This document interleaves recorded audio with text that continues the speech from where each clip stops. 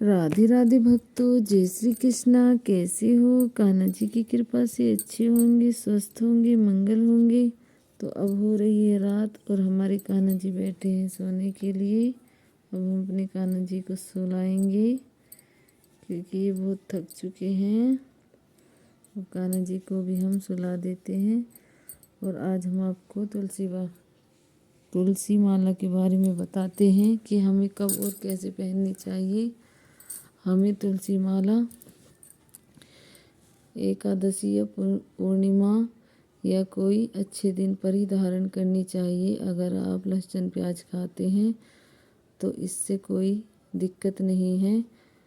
अगर आपको मजबूरी में लहसुन और प्याज खाने पड़ रहे हैं तो ये तो इतनी पवित्र होती है कि अपने आप ही लहसुन प्याज छुड़ा देती है। पहले हम भी खाया करते थे, अब हमने कंठी माला धारण की हुई है। अब हमारा खुद से ही मन नहीं होता कि हम कंठी माला पहने हुए हैं और लहसुन प्याज खा ले, क्योंकि तुलसी महारानी उनको अपने आप ही छुड़ा देती हैं और इससे हमें कोई पाप नहीं लगता। पर हम छोड़ सकते हैं तो हमें ज़रूर छोड़ देनी चाहिए, क्योंकि तुलसी माला पहनने से वह अपने आप ही हमारा मन नहीं होता उसे खाने के लिए। और हमें मानसिक धर्म भी आता है, तो हमें तुलसी माला पहनी रखनी चाहिए। आप चाहे तो उतार के भी रख सकते हैं, परंतु यह इतनी पवित्र होती है कि हमें शुद्ध कर देती है। इसलिए आप कंठी माला मानसिक धर्म में भी पहन सकते हैं।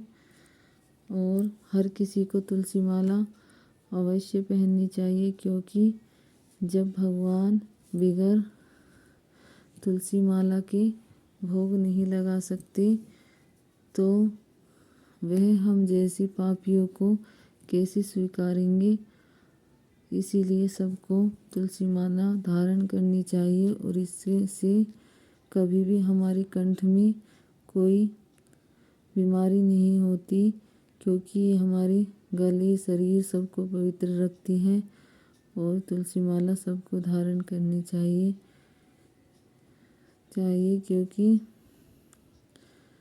इसे पहनने से हमारी आत्मा अपने आप ही पवित्र हो जाती है और हमें बहुत सुकून मिलता है।